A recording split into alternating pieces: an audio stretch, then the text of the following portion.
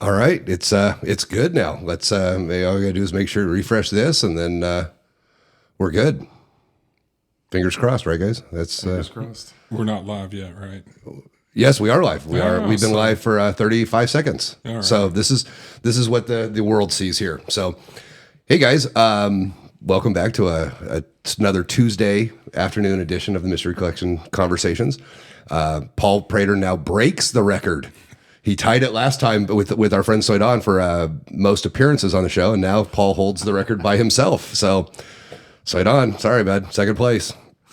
So we're lucky today to have our friend Marcus Fisher. Marcus has been probably one of the biggest supporters of Paul and I in Little Rock and letting us do our shows at his amazing venue, the Labyrinth. No questions. Every time we want a show, he says, absolutely, you can do it. And he brings out great crowds for us and is very supportive. And we have a great time. I used to say when I was writing new material and working on material, I worked on it with a certain venue in mind, the venue that I performed most of my shows in my career in New Orleans. Every time I'd sit down to write something, I was thinking of performing it at this place in New Orleans.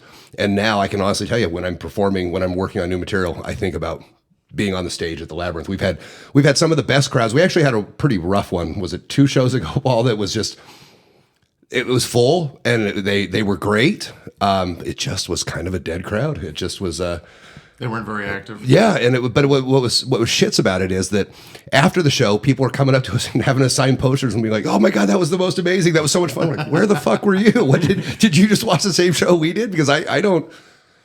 Well, whatever. They were dumbstruck. But the one before that, as I've bragged about, was maybe the best show I've ever done. We had the first 2. I don't know if you remember this one, Marcus. The first 2 rows were like a 30th birthday party, I remember. and it was all women for a 30th birthday party, and it was. Was the one group they weren't even from? No, well, and there was a teacher convention or something that Yeah. same night, and there was a group of like a dozen from this teaching convention or something. So, all right, that's enough about that. But our friend Marcus is originally from New York and has been in Little Rock for 20 plus years. Well, I don't know about that. I moved to Little Rock in 2008. Oh, okay, so not that long, but maybe I'm reading your bio wrong. You've been in the cocktail bartending scene that longer. Yeah. Yes. Yes. So Marcus also is kind of got a great following for the bars that he's worked. You've worked at a couple different bars here in Little Rock and managed and bartended at several bars.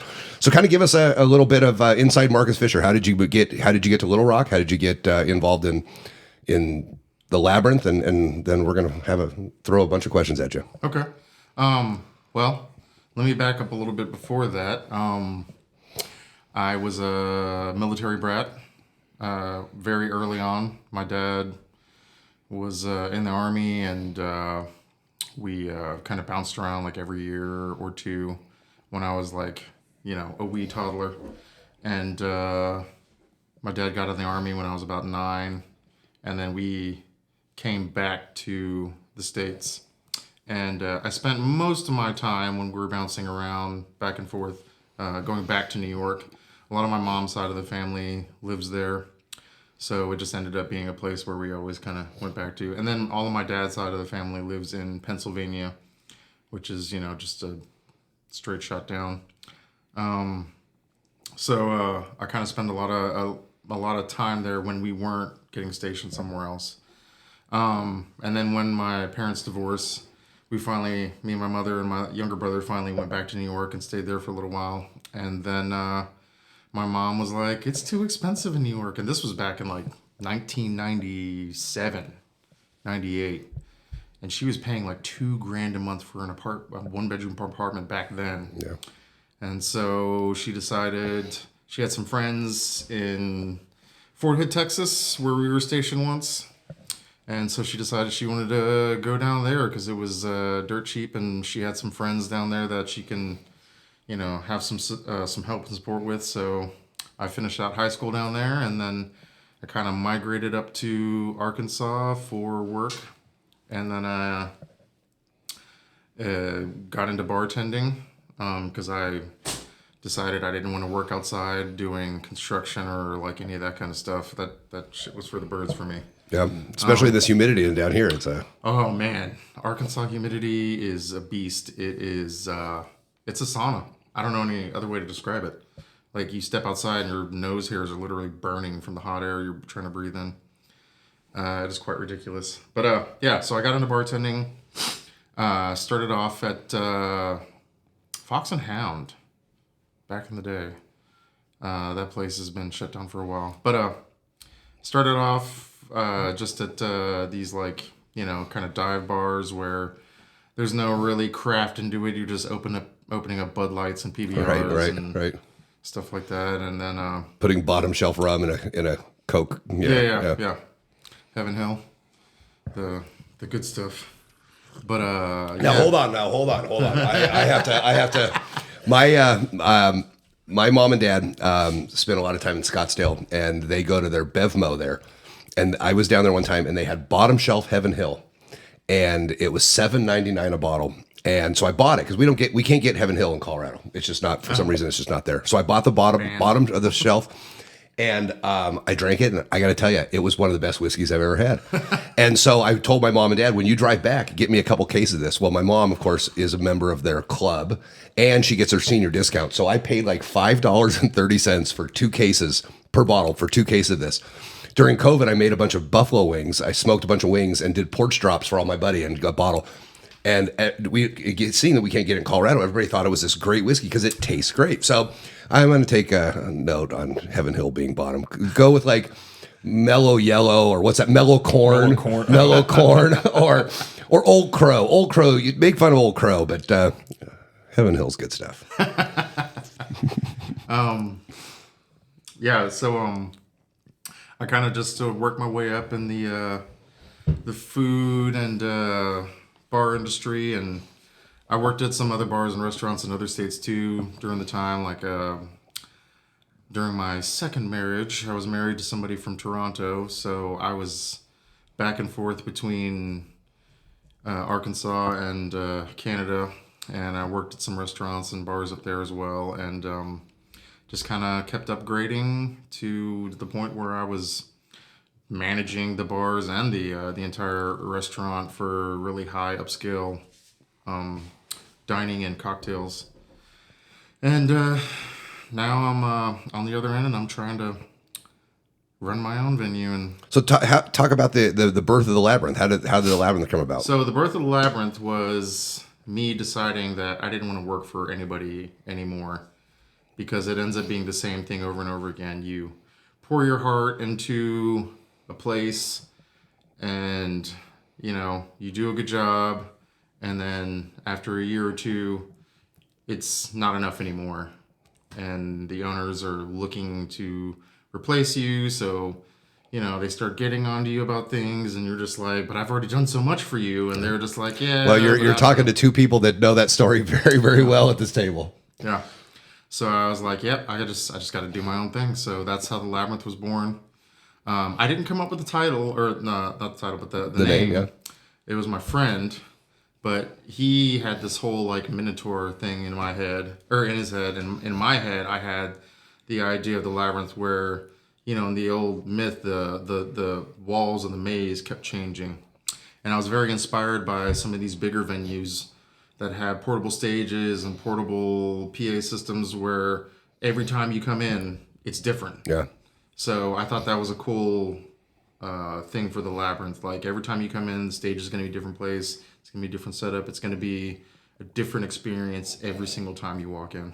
Well, I'll tell you, the setup you had the other night for your the Bizarre Oddities, or what was that was beautiful. That was so amazing walking into that, seeing that. Paul and I both commented, this is how we need it set up when we do our shows. Yeah. So it was great. And you've had, so it's not just, it's a music venue. You've had music, and you've had magicians.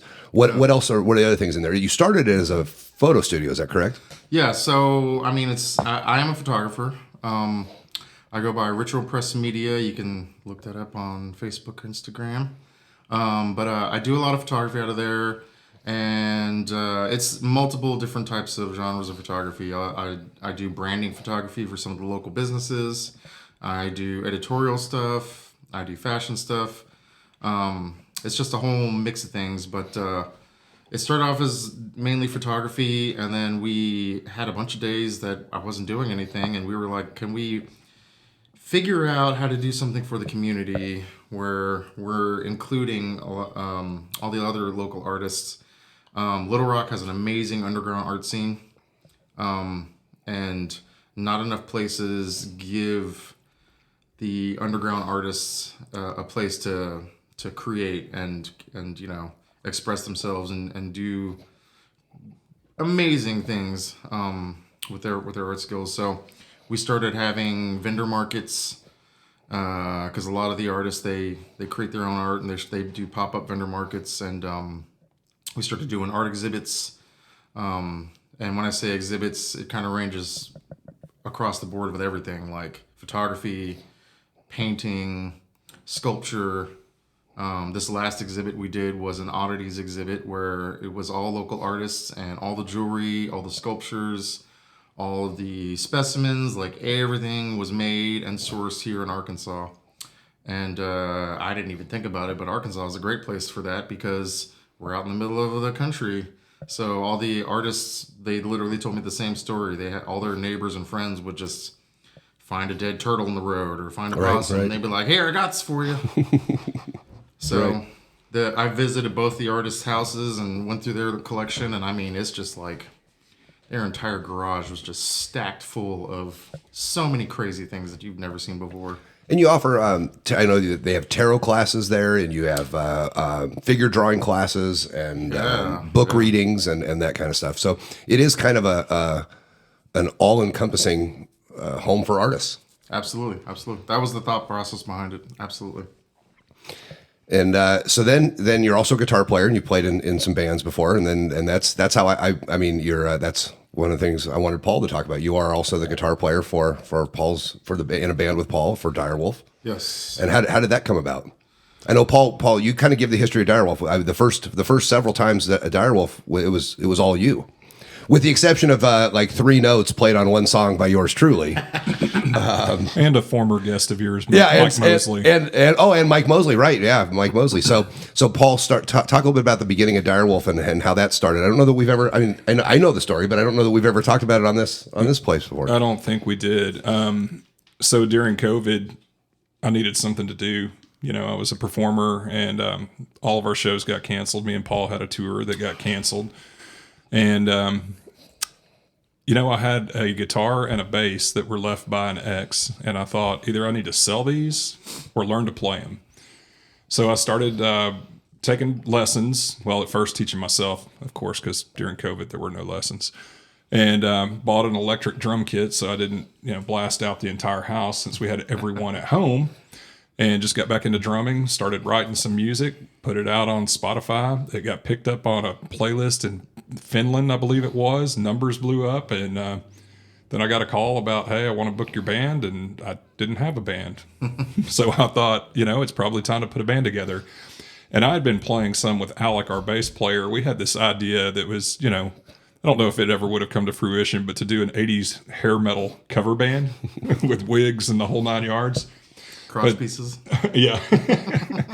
But then once, there was interest in Direwolf stuff, it kind of pivoted. So the next person I reached out to was Marcus, because I'd previously known him. And, I'll be honest, at first, I didn't know if I wanted to ask him, not because I don't like Marcus or his guitar playing. I was a little embarrassed. Like, is the music good enough? I don't know if I want to ask somebody who's been playing in bands. I just don't know. Right. But, ran into him at 4-Quarter one night, and it was probably because I'd been drinking a little bit. And I'm like, does that go on at 4-Quarter? I think is that so. Okay. But yeah, I said, hey, here's what I've been doing. Do you have an interest? And less than 24 hours later, I got a absolutely. And that's how it happened. And me and him and Alex started playing and realized we needed another guitarist too. And you guys had your first live performance about in the last month. Yeah. And you've got several more booked. Talk about the. I want to hear from both of you on. The reason I bring this up is I posted this on Facebook last night. Last night it was 13 years ago last night that it was the first time I stood in front of an audience and performed magic for people that had paid to be there. And I don't remember what I did. I don't remember anything. I'm sure I was terrible, but I remember I felt like I was going to puke the entire time. And I had worked on the material over and over, and I was wedged in between a band and a group of belly dancers. Now, during a band, audiences get to talk and kind of, and then belly dancers, they don't talk, they just look. Nobody wanted to listen to this smart ass magician reading minds. And I was wedged in there and I was calling on volunteers. I remember it being, I felt it was a terrible, terrible performance, but it was my first. I unfortunately couldn't make your guys' performance, but I did see several videos of it and it was not terrible. You had a huge turnout. I think Brandon Ringo mentioned that a couple weeks ago on the podcast, is that he could not believe how many people turned out, which is, I think, a testament not only to your musical ability, but also the quality of people you guys are.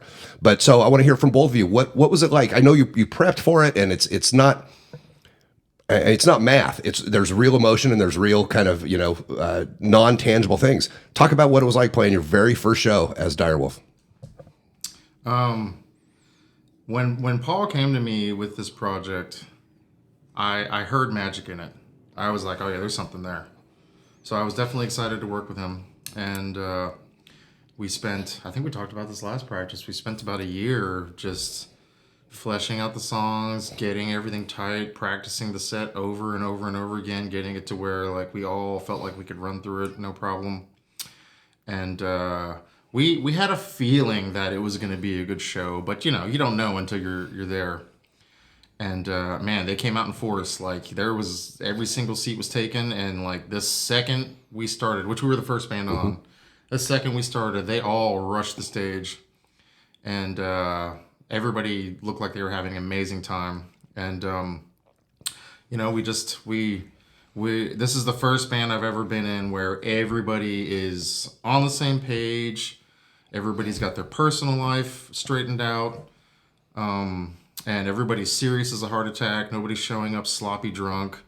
Everybody's ready to work. And it reflected that on stage. Like we came out and we were tight and nailed it. And I think it was a great show. Like we sold a ton of merch. I can't remember what you said, like $400 or $500 for a show out, and we still don't even have our album done. We gotta finish that and put it out. So like it's already off to a great start. I'm very excited about everything. And we go in Thursday to hopefully finish the album, or at least get it recorded.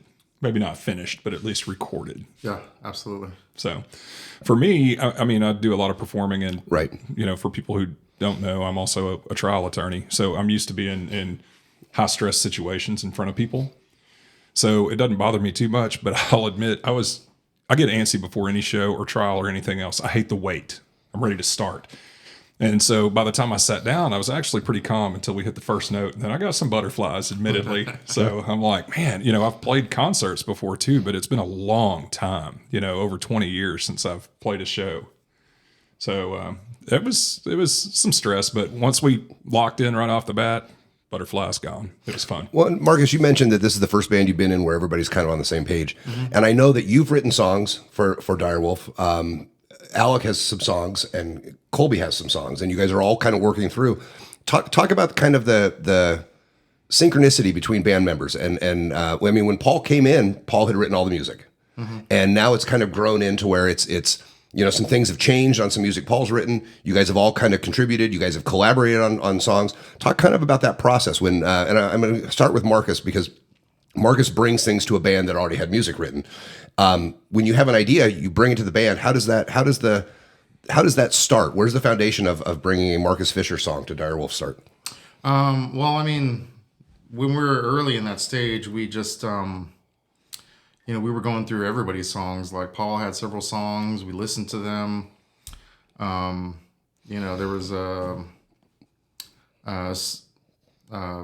couple songs that I had. I don't think Alec had any songs quite ready yet, and then Colby hadn't come on board yet either. But the songs that I had, they weren't completely finished. I just had like the meat, the substance of the song. I had like a. Well, I read an interview with Iomi, and Iomi says he has 2,500 guitar songs on his phone. Yeah. That he's never done anything with. Yeah. I mean, that's kind of it. Like the creation process is not very exciting. It's a lot of sitting by yourself, noodling around, figuring things out, and then you find this magic melody, and then it just kind of transforms into what it is, and it doesn't happen overnight. It's a process because you you hear the song a million times, you play the song a million times, and then all of a sudden one day you're like, well, I wonder if it would sound cool if I did this, and then you go into practice, show everybody, and then the entire band tries it, and then like magic happens. Yeah. It kind of happened with the last practice. We were working on Colby's song, and we were kind of stuck with this transition between the chorus and switching over to his solo. And we were like playing it through, and we're like, yeah, something just doesn't feel right. It's not switching over like fluidly. It doesn't have that dynamic where there's a build up and it kind of leads into it. And like off the cuff, we just came up with a riff, and it. I'm pretty excited about the riff. It's pretty crushing. So yeah, like that the creative process on that is kind of just. It's almost like throwing spaghetti at the wall, seeing what sticks, and then building off of that. But I try to. A lot of my influence comes from the 80s. I am a child of the 80s. I was born in the 80s. I love everything 80s, especially heavy metal. And everything back then, it was brutal, and it was crushing, and it was badass, and it had melody.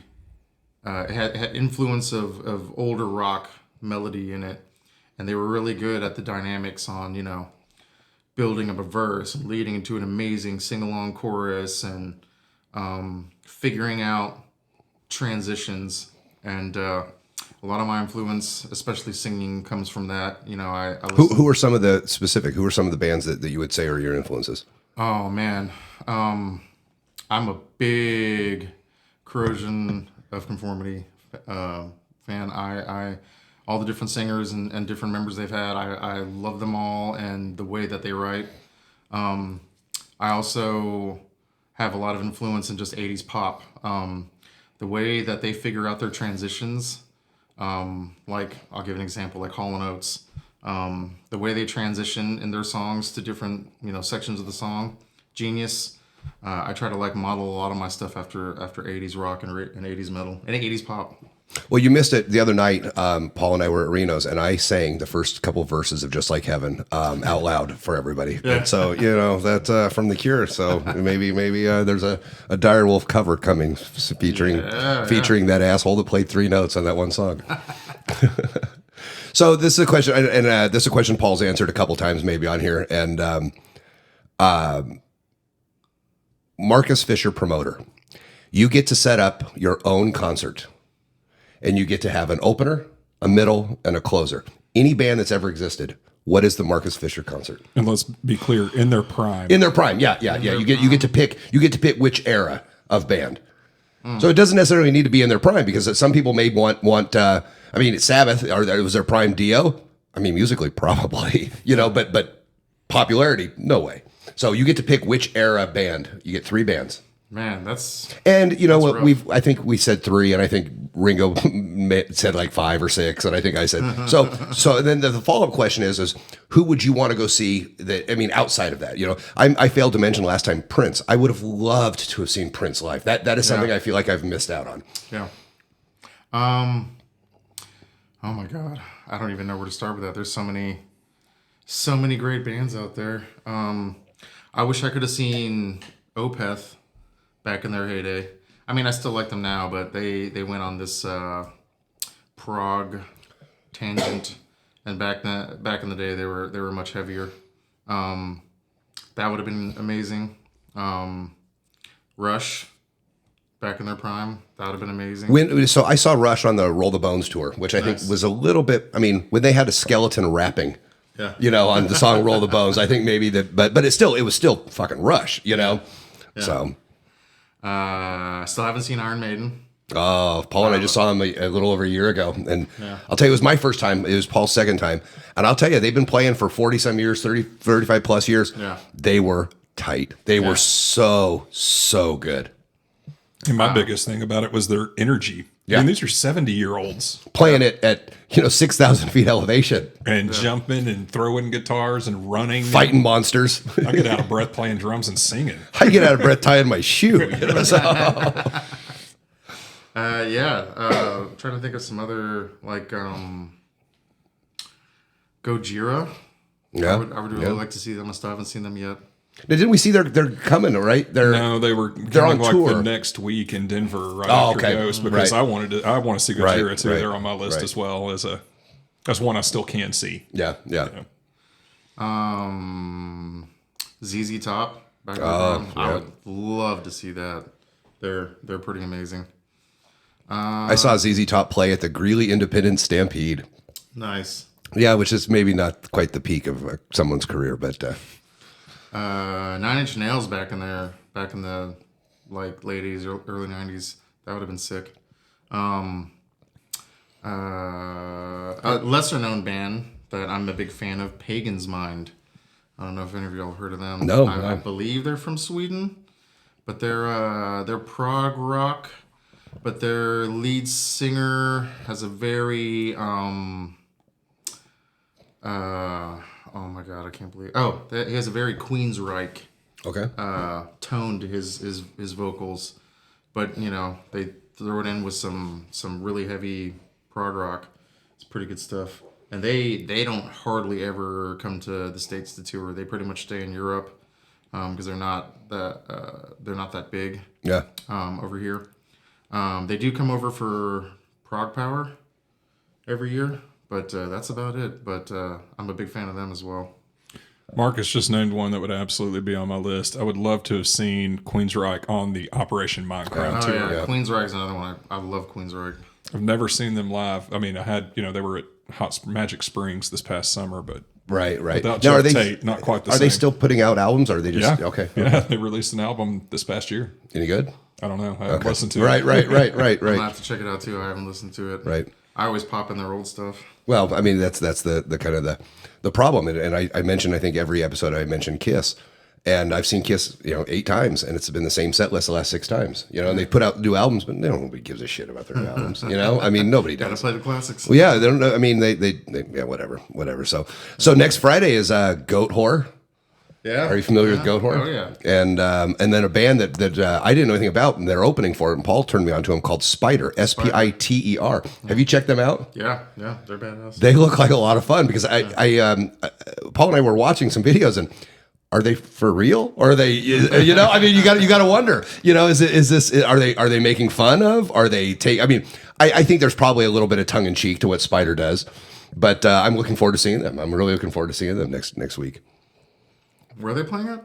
Reverend with Goat Whore and 2 other bands that I and I've seen Goat Whore a handful of times from my time spending time down in New Orleans. They play, they're from New Orleans, so they play down there quite a bit. So, and then another show that Paul and I are going to go to in November on the 17th or 18th. We're going to go see Exodus. Nice. So yeah, they're playing with a Fit for Autopsy or Fit for something. Autopsy, Yeah. Which I don't know anything about. I've never listened to them. It's like hard. I think they're hardcore. Maybe they're deathcore. I don't know. It's two different genres of metal. Because Exodus is definitely thrash. Yeah. But I mean, I don't think they would tour with somebody who sounds completely different from them. So I don't know. We saw Ghost this summer with Amon Amarth. Oh yeah. I mean, and that's their styles are. I mean, very very different. Yeah. I've seen Ghost with Mastodon. That was a weird combo as well. I saw Ghost with Twin Temple and Volbeat. Yeah. Which I guess they're a little bit more similar, but Amon Amarth was about as opposite as you get. So, So all right, so you haven't come up with the Marcus Fisher lineup. Who's the headliner? What's the headliner? Ooh, we already. There said is no it. wrong answer. I'm gonna have to go with Queensryche. I want to see some of that old Queensryche headlining. All right. So who are your guitar influences? What made you want to pick up guitar? Paul talked about that it was COVID and he had this guitar, so he wanted to learn it. And I know Paul had a musical background before, but where did you start? What made you pick up a guitar? What made me pick up a guitar? Chicks? No, it wasn't even chicks. It was, so my mother is a devout Southern Baptist, and she goes to a Korean church. So she's Korean Southern Baptist. So it's like, wow, that's a TV show. I mean, bro, it's brutal. We went to church 6 days a week, and like 4 of those days, I was literally just there doing nothing. Like they had a basketball court inside the church, so I'd spend a lot of time playing basketball. And they had a little youth group thing where they were teaching you how to sing and how to play instruments and stuff. So I was like, all right, I'm gonna learn how to play guitar. And they were kind enough to let me take home one of the acoustic guitars that they had, because they had a bunch of them. And so I learned all my basics at church.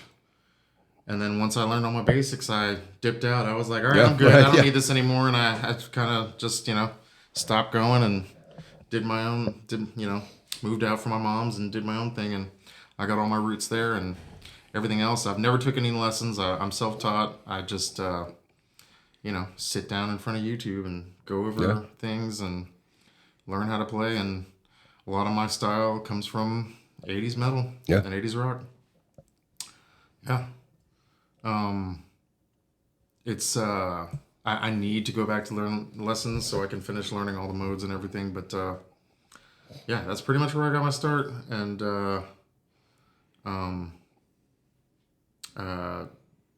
the style of music that I'm into is influence. I listen to a lot of different things. I even listen to some country now. I'm moving to Arkansas. It's kind of like crept in, but it's all the really old school stuff.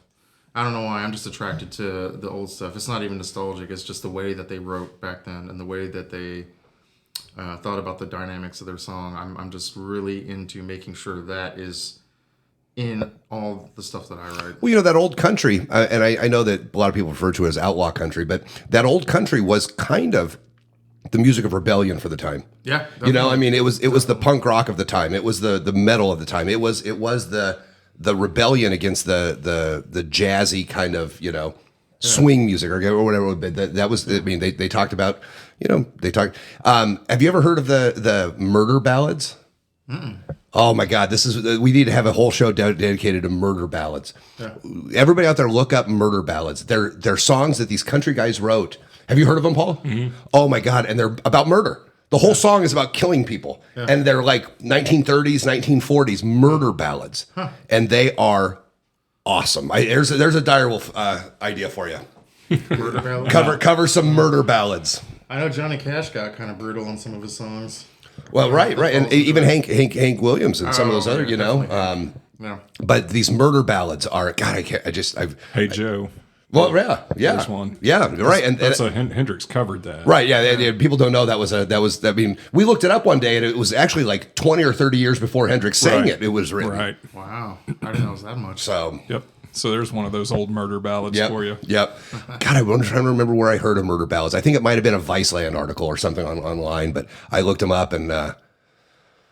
There's some brutal shit out there on murder ballads. And like I said, 1930s, 1940s, early 1950s, murder ballads. So there wasn't much going on back then. You had a lot of time to write music. Well, and I mean, you were either, we had several big wars going on and the people were talking, they were scared. So, I mean, you talk about murder, I guess. Got to vent it out. So what's coming up for the Labyrinth? What do you have going on for the next couple of months? I know you've got a pretty busy October. You've had events several nights a week this month. October, I'm pretty sure it's this way for everybody, but October is banana cuckoo crazy. And literally, as soon as November hits, my schedule just opens up again. But we don't have anything like too huge planned for November. We do have Club Nevermore, their goth night. Talk about that. That's got quite a following. Talk about Club Nevermore. That's something that this is now. It's not located at the Labyrinth. It travels, correct? No. Oh, it's central to. Well, they kind of like bounce around to the place that best fits them. Okay. They were at a place previously, and they ended up having to move over to the Labyrinth because then they need to update their social media because I looked them up. Yeah. So the venue that they were at decided they just wanted to start doing karaoke every night instead of like trying to book bands and stuff. So they needed a new place, and the Labyrinth, it literally looks like a castle hall. Right. So what is Club Nevermore? So Club Nevermore is the local goth industrial club. It's a private club. And it's just a safe space for the goth kids and for anybody into that type of I don't know what you would call it. It's all DJs. I guess it's bordering on techno. Okay. But I mean, they play all the classics too, like And is that a monthly thing, a quarter, a weekly? It's every month. Okay.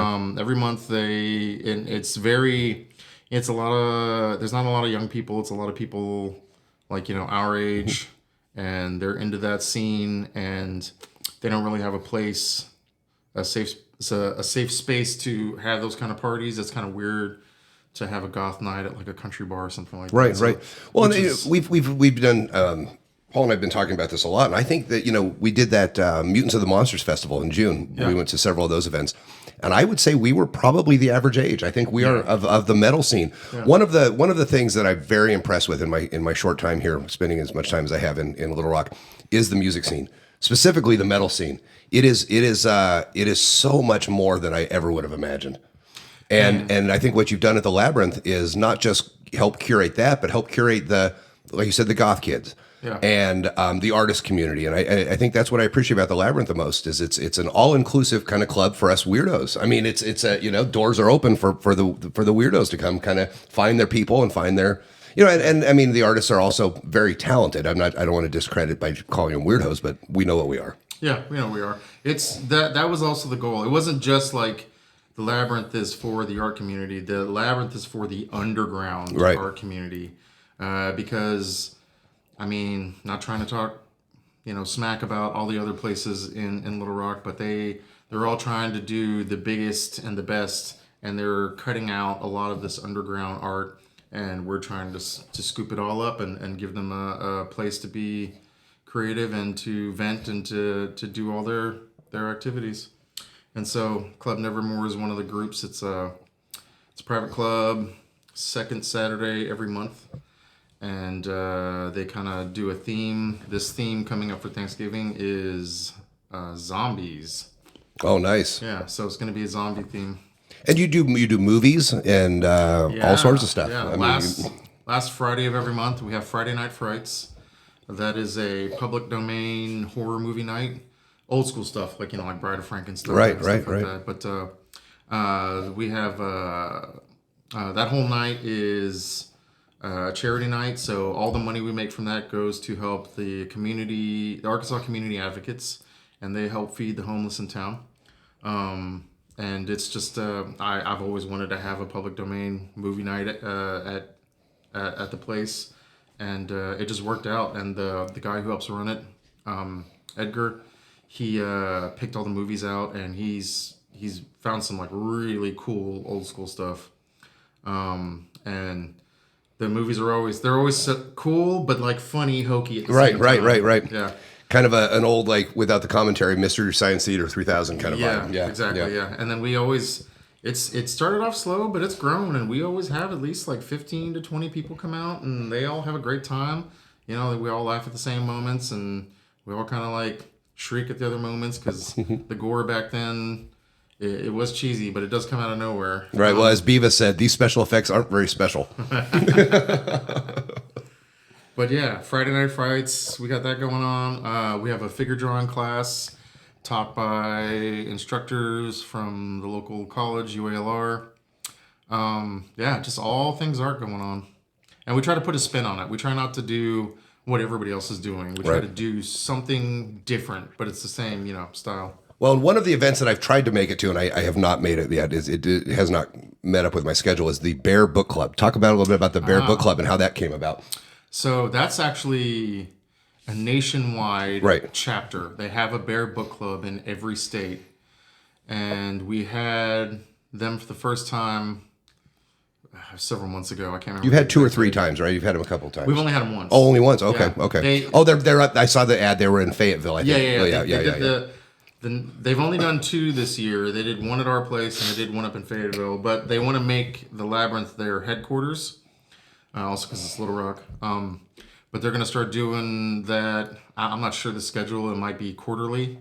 But they'll have a Bear Book Club reading at the Labyrinth. And what it is they have 3 lovely ladies who get completely naked and they read horror stories.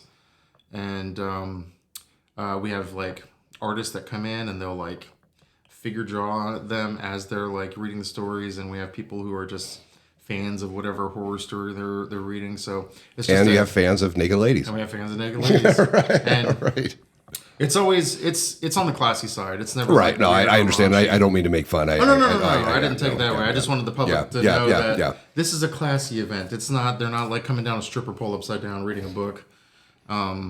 It's very it's curated very well, and the ladies are from the same burlesque group, Foul Play Cabaret. So yeah. That's One of the things I go ahead, Paul. I was just going to say, but I mean, naked girls too. 'Cause Right. I was going to read horror stories on stage, I don't think anyone would show up. Yeah, they don't. You're not doing bear book club, having big hairy guys like Paul and I get naked and read. Well, that might bring a crowd. But Yeah, maybe not the crowd. Maybe not the crowd. I don't know. We'll have to. We are in an LGBTQ block, so Yes. as soon as they get word, they're probably rush over. Yeah, well, maybe we have a new project, Paul.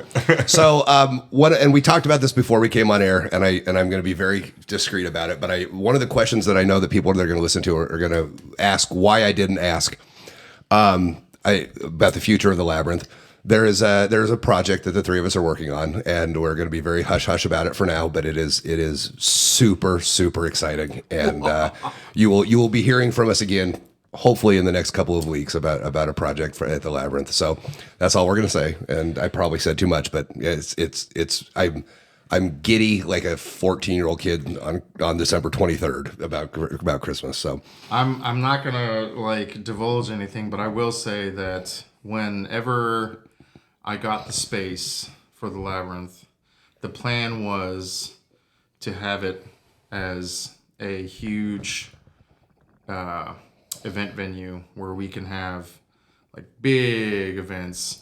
A lot of the stuff that I have like cool events, but they're a little more low key. And I originally wanted to have it to where it was like a full on production, and it's always been a dream of mine to move in that direction. And if you own a business and you're making all the moves and doing all the things, then it should grow. It should move forward into what you originally planned, and I'm happy to see that things are growing. So yes, this project will, I think, change Little Rock. I think it will change Little Rock. So definitely. hopefully, but so what do you do for fun? I know you have a daughter. I don't know if you want to talk about your kiddo. I know you spend time with your daughter. What do you do outside of the Labyrinth? I know. Ashley, your wife Ashley, yes, is a tremendous artist as well, and does arts and craft fairs around the area. And you set up a photography booth this weekend at the Lost 4D beer release thing. Festival of Darkness. Yeah, festival. Yeah. That went very well. They sold out 1,600 people. Did you try the beer? Oh, I tried so much beer. Okay. And I didn't have to go get it. Like my wife helped me, and Nice. her friend Amber helped us, and they had more free time than I did because I had a line like, I don't know, 30 deep the entire freaking time.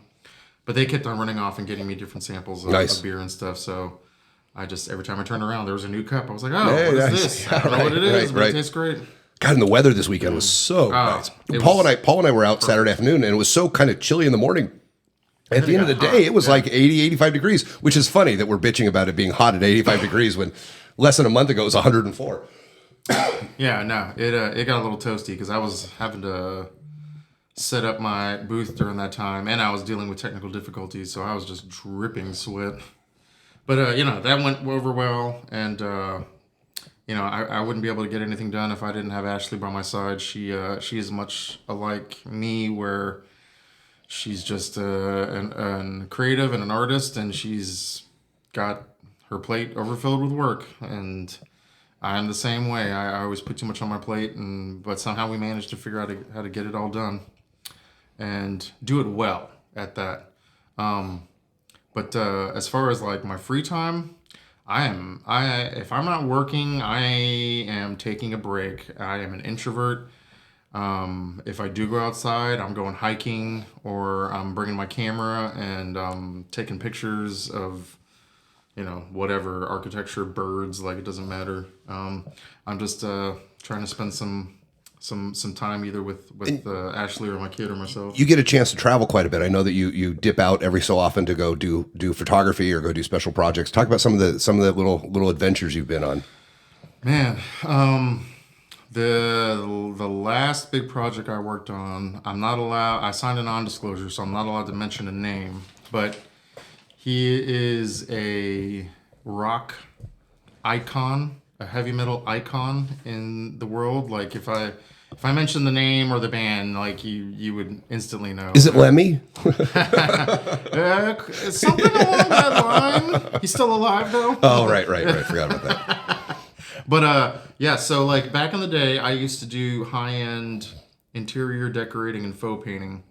And when I say that, it's not like, going to buy a gold rail for a staircase to make it look better. Like we made everything that we installed. So in this house that we worked at out in towards Nashville, they had a big mansion, and they wanted it to look like a castle. And the inside had a very, I don't know how to describe it, a very updated modern look. So we had to make it look old. So we, did a raw stone fireplace. We stacked everything. We turned the walls into giant limestone granite blocks just with gesso, which is paint and cement and marble dust. And made the entire living room look like it was made out of giant 6 foot by 10 foot limestone blocks. We had to sculpt beams because it was too expensive to actually buy beams, and there's not a lot of beam reproduction in the market. I think the only thing that the interior decorator that I was working for could find was styrofoam ones, which would look lame in this building because it's a mold. So it's the same piece like every 5 feet. So we just got a bunch of 1x10 planks. I think they were like 15 feet long. And I took an angle grinder with a special grinding piece on it, and I actually sculpted every single piece to make it look like really old wood. And then we gessoed them and painted them and installed them up in the ceiling, and now it looks like a old castle. So yeah, every once in a while I disappear to go do some really cool interior design work because I have contacts in that world, and they'll just randomly hit me up like, "Hey, I got a job. You want to come do it?" I'm like, "Yeah, let's go." And I'll disappear for 2 months and make like 30 grand and then come back. Nice. Not too shabby. So one of the things I've been looking forward to do on this show is this was inspired by my friends G and Chris in back in Colorado, and they have a show called Best of Five, where they have a basket of questions and topics, and I need kind of I need something.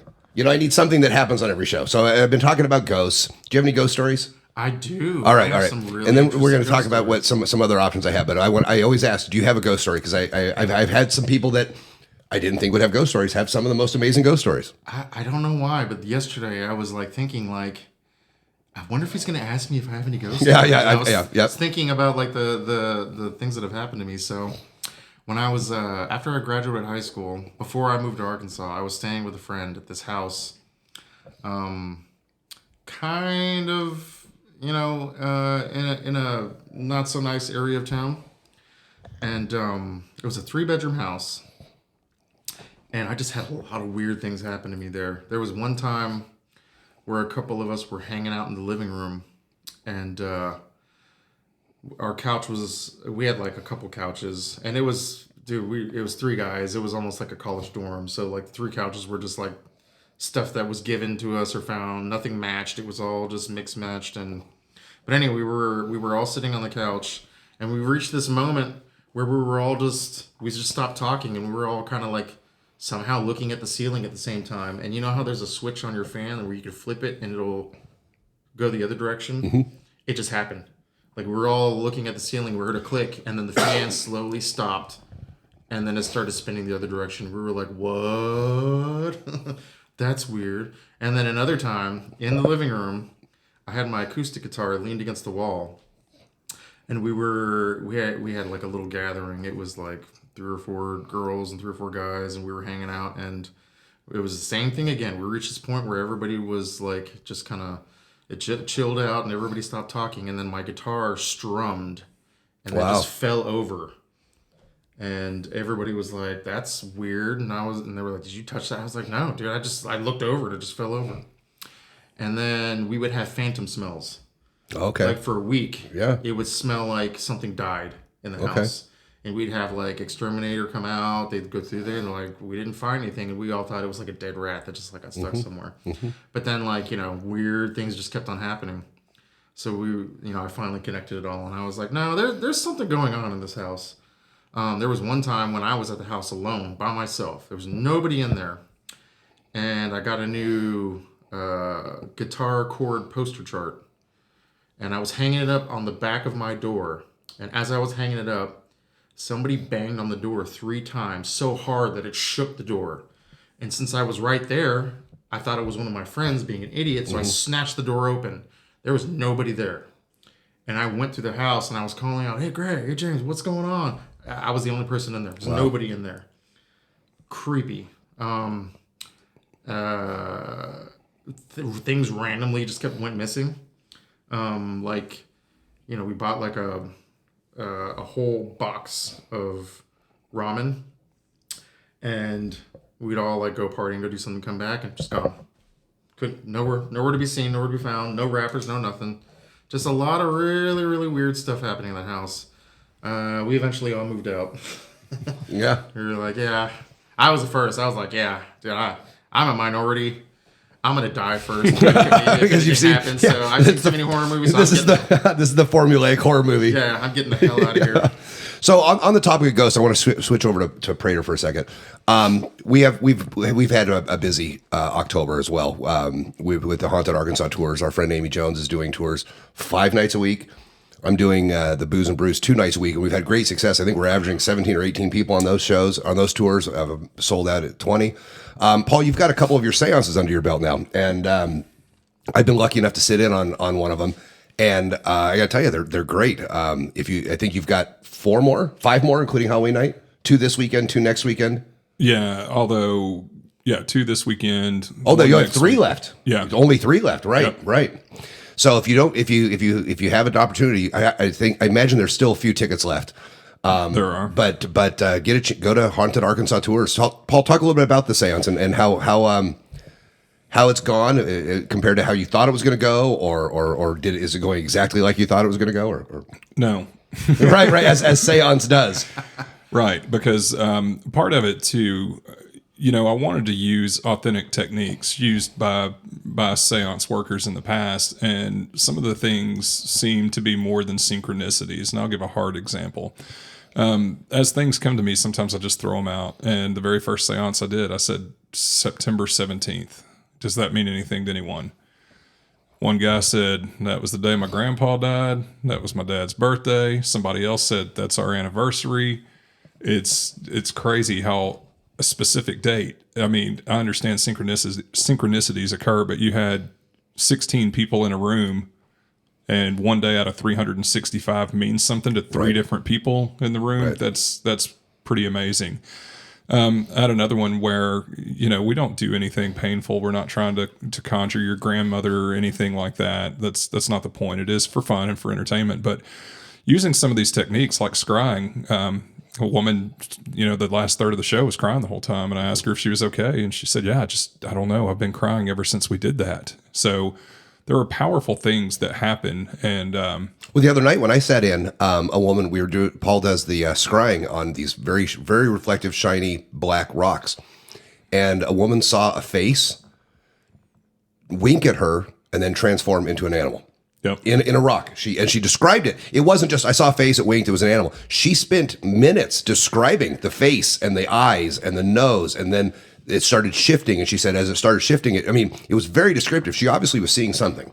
Right. And there's no, I'm not doing anything there aside from being a guide and helping people through this and scrying, for instance, very old process. I'm going to give a shout out to Terry Tyson. Well, that's how I'm going to talk about that in just a second. All right. I saw him demonstrate this and was very impressed. I mean, I took part in it. And so as a spectator, I was kind of blown away at what I experienced, and I wanted to be able to share that with other people. Well, and Paul and I both come from the school, and Marcus, I chime in on your thoughts. We're both pretty thick line skeptics. I'm the door's not closed on either one. And we've talked about this on here before. But I am a skeptic, and I need the proof to see it. Well, there's been some things that I've seen at Paul's shows, and what's funny is we do it as entertainment. But I've had people on the Ghost Tour a couple weeks ago. Somebody came and said, "I know you do this as entertainment, but you're opening doors." And I hope that's true. I would like the proof. I am an open door skeptic. Are you a believer, Marcus? I am a hardline skeptic as well. Okay. I don't really believe in a lot of this stuff just because, I've heard it a million times. I've seen it a million times. I haven't seen any actual physical proof of anything. The only thing that's really creeped me out is my own ghost experiences. Yeah. But as far as anything else, yeah. Well, it's funny because I have a hard time believing in ghosts. I have a hard time believing in the afterlife. I have a hard time believing in gods, but I'm all in on aliens. I'm all in. I mean, I'm all in. It just seems it's hypocritical, I guess, but it just seems more likely the science behind our planets and what you look up and you see, it seems pretty likely that there's other beings out there. I don't know. I've been called a hypocrite on that you don't have proof of aliens. I don't. But there's just as much proof on TV as aliens as there is of ghosts, and I'm in on aliens. Yeah, I feel like that's the highest possibility of it being true compared to other things. So, Paul, you've got Seance Friday night. I do. And Saturday night, and then Halloween night, a special one, Halloween night, correct? Right. I'm pretty sure. Yeah. I don't know either. I think so. I'll have to double check. I don't. Man, I'm functioning a week at a time right now. Right, Paul. This month has also been a very, very busy month for Paul's his real job as well. His other jobs. I don't want to say real job. They're all real jobs. Right. But no, there are just a handful left. And I would encourage people, if you have any interest in it, it is not a haunted house. It is not a jump scare type thing. I've heard people go, I don't know. It's not like that. It is unique and a fairly authentic experience to what they would have done in the past, and something you really don't have an opportunity to do today. It's different for sure. Well, and Paul mentioned Terry Tyson, and I'm super excited. We originally had him scheduled earlier in the month, but his travel and my travel required a reschedule. So Terry Tyson's going to join us on a Tuesday night, November 21st. Now, those of you in the world that aren't familiar with Terry Tyson, I think you would be hard pressed, and Paul, back me up, to find someone that knows more about the idea of spirit communication and seance than Terry Tyson. Right. Terry is a well-traveled, well-read, well-published expert on the idea of seance and performing seance and the whole thing, and a really good dude. Yeah, Terry's awesome. So I'm really looking forward to that. That's going to be a big one. I'm going to plug a bunch of his stuff over the next couple of weeks, but I have a feeling as things go, we will venture off course, because he is also a huge foodie. He's also a whiskey guy. So we will venture off course because that's how it goes. But I'm really looking forward to that. The other show that we have scheduled is this Sunday, and this is one that I'm excited and terrified about. I'm kind of regretting doing it already, where my buddy Ryan Roth is going to interview me. If you have any questions that you want to ask off the record, you can get a hold of Ryan through his Facebook page, and there's a link in the event page on the Mystery Collection Facebook page. So that'll be fun. Sunday afternoon, we've had a few requests. I've done these over the last several years, and as I've said a million times, it started just as an excuse for me and my buddies to get drunk on Sunday afternoons. I think that was one of the early on ones with Paul. We were doing shots or drinking in the sun a Sunday afternoon, and but then it turned into something that I think I've got friends out there, and I know people that have things to say, and it's turned into something real. So, but what a lot of the requests have been to turn it around and have someone ask me questions. So, I've already sent in questions. I want to know your height, your weight, your PIN number, your bank accounts, your salary. My mother's maiden name. Yep. All right. Perfect. Yeah, I gave that. You know what? I gave that to a Nigerian prince the other day. So I'll just forward you. I'll forward you that email, Paul. Also, the dates that you're not in Colorado, so anyone can visit your house. Right. Well, God, I made a mistake the other day. I made a huge mistake on Facebook the other day. I travel a lot of time back and forth, and I posted something about Facebook about trying to get someone to move into my house, and I've got spare bedrooms, and seeing if somebody needed a place. And I got a couple messages from friends being like, "Dude, you shouldn't put this up there." And so I got to figure something out. But I'll be in Little Rock until the 5th, and then I'm driving back to Colorado on the 5th, and then I'll be back out on the 16th or 17th for the World Cheese Dip competition, which I got to go to last year, and I'm bringing my kiddos coming back out with me, and I really think that I'll probably be out here through the end of the year. When I come back out in mid-November, I think I'll be out here through the end of the year.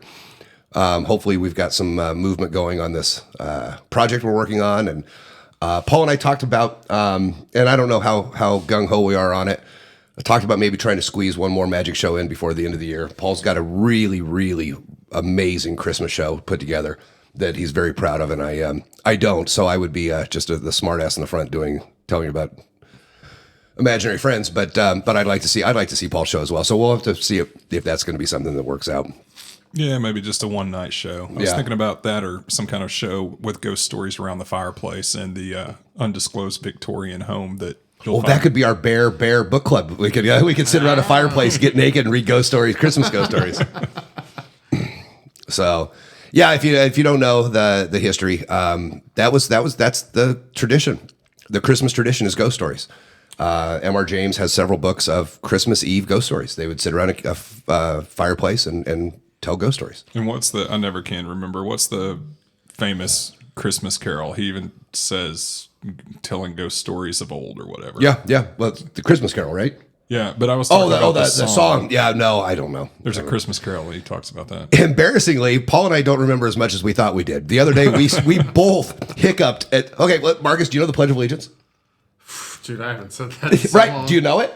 I think so. I'll start you off. I pledge allegiance to the flag of the United States of America. And to the republic for which it stands, one nation under God, indivisible, with justice for all. You missed liberty, but you got but you got the word that we both hiccuped on indivisible. Yeah. That's where we got lost. So I don't. If you expect me to not know the Pledge of Allegiance, what I said every year for every day for 7 or 8 years, I'm not going to know which Christmas song it is. I just reached back to the 3rd grade in my fucking memory bank. That was right. No, Marcus did. You missed one, but Paul and I missed. We got hung up on indivisible, and so did Sarah. Right. Yeah. So, yeah, but I guess do they say that in schools anymore? How so. I mean, yeah, I don't think they do. Yeah. It's not as indoctrinated as it used to be. Well, and maybe it's good. Maybe maybe it's time for a new Pledge of Allegiance that doesn't have under God in it. Maybe, I don't know. That's just me. The opinions expressed by the host of this show do not. So one of the other things I was thinking about doing, and I'm stealing this from an old magic podcast that I listened to, and I don't know if it's still on there, where I'm going to ask guests, who do you think would be fun to sit down with that you could put me in contact with?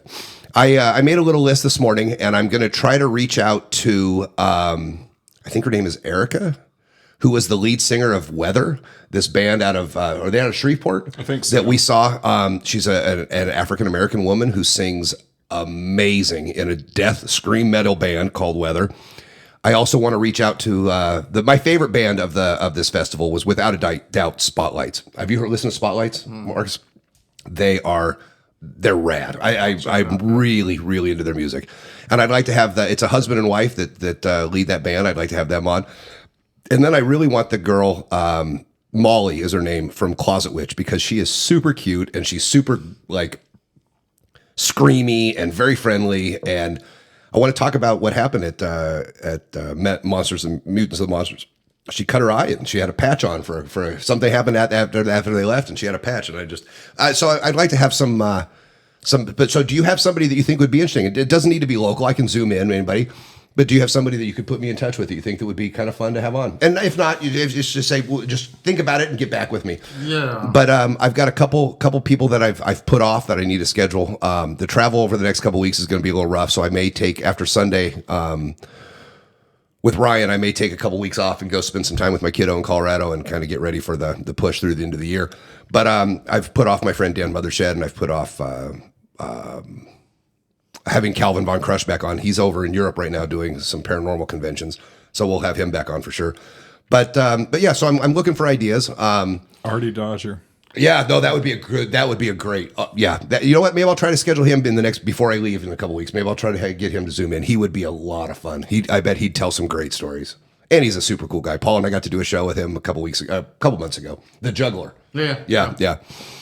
I like to have. I said, if anybody can put me in touch with a homicide detective or those kind of things, I think they probably have stories that, while they may not have made Dateline, I think they probably got some pretty amazing stories. So, this is. I've worked on making this mobile, so I can do this from my phone as well, which would be very fun. It won't be as nice and organized as this, but it will be fun.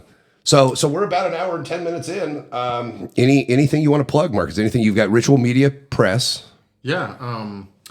I've got the photography page, Ritual Press Media. Ritual Press Media. You can see my work on there.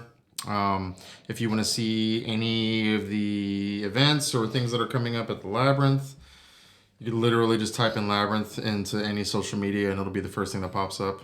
I know for December we've got a big art exhibit coming up.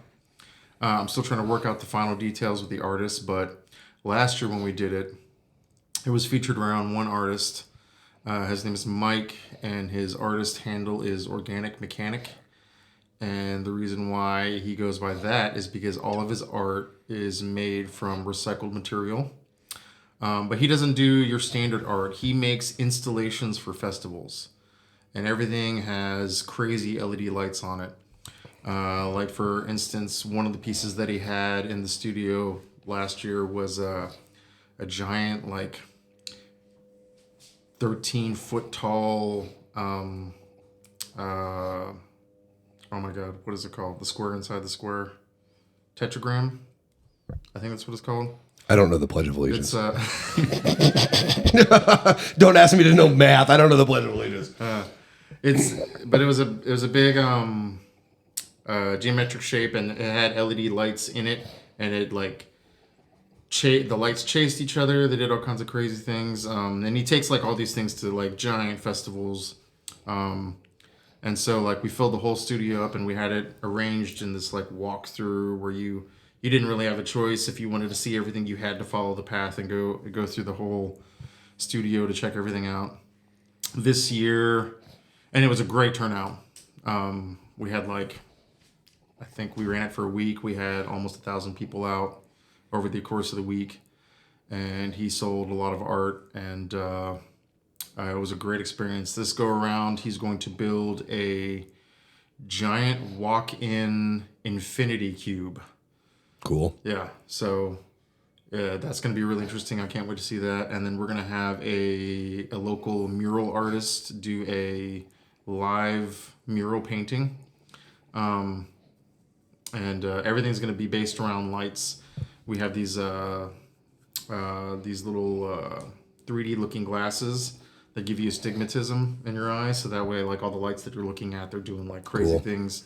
So it's kind of like it's kind of like Meow Wolf. I don't know if y'all are familiar with that, but Yes. it's kind of like that vibe, crazy weird looking art with lots of lights, and everything's interactive, and you can touch and mess with everything. It was a great experience last time, and this time we're ramping it up, and we're gonna try to make that a yearly thing along with the oddities market. Yeah, that oddities market was great. I really had a good time with that. Man, that market really let me know how well my Facebook advertising is working, because we dumped quite a bit of money into that, and we had so many people came in that said, I saw the ad on Facebook and this looked cool, so I had to go check it out, and all of them everybody was blown away. Everybody was amazed. They were I've never seen or been to anything like this before in my life. Well, Paul and I did a quick, kind of a best of show at the closing night, and great response. Great, with the exception of one person. Great response. And I think Paul and I both said we should do this for our shows. We should have vendors set up at our shows. It's the same crowd. The same crowd that comes to our shows comes to the oddities things. Yeah. And I think that we should offer the vendors another opportunity to sell stuff. I mean, it would be great. Be great. So I think maybe we look at doing that in December or January and having that. I have thought about taking about 6 months off from performing. So I'd like to get maybe one more in before and kind of retool and rewrite a new show, or write a new show. But I'd like to get maybe a couple more in before I do that. So. We can definitely accommodate the vendor side of it and help get that set up. And I think great because they're the same aesthetic, they're the same vibe, and they're all local artists, so they make their own stuff. And the vendor market scene is very hot in Little Rock. Like, it's a big thing. Everybody's like really into it, and it just beefs up the crowd even more. And So- people are very excited about it. Paul, and then I'll let Marcus follow you up on this one. Plug some Direwolf stuff. You've got a couple shows coming up. Yeah, November 7th, we will be, is that right, or is it the 8th? 8th. November 8th. Sorry, I said it and realized that was wrong. November 8th at Vino's, we will be playing. That's our soonest local one. Then December 12th, we're in Memphis at the High Tone. And then January 5th, we'll be at, Stickies. Okay, I didn't know if we were announcing that yet or not.